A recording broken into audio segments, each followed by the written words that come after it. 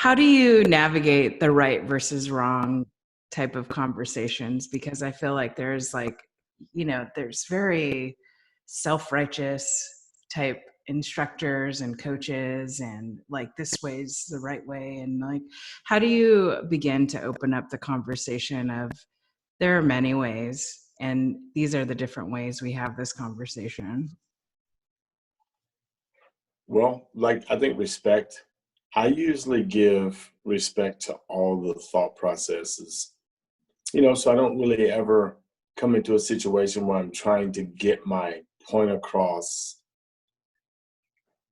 without like understanding their point of view.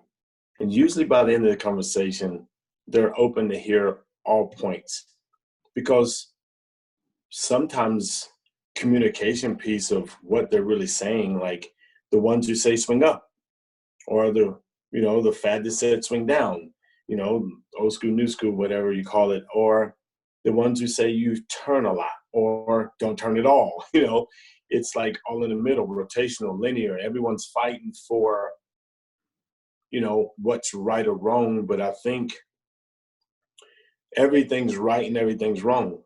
Like being too linear, if a kid doesn't have body mass and those things, is probably going to lead to wrong.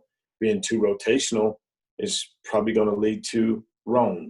Like there's right and wrong in every one of the philosophies. And I want to be able to take all the good and even the wrong from that thought processes and put it together with what you have. I think the biggest problem we have is that most people don't have a foundational belief system, so that now you come in and you believe in rotational and you just turn, and you like preach it. You got product and you like going 100% hardcore and you really believe in what you're selling. And now all of a sudden I'm a turner and that's my philosophy. And then the next guy comes in and they do the same thing on linear and they talk about this. And now I'm stopping and I'm braking and I'm decelerating. I'm not doing this. And now you just jump from two different sides instead of being able to take the good that they do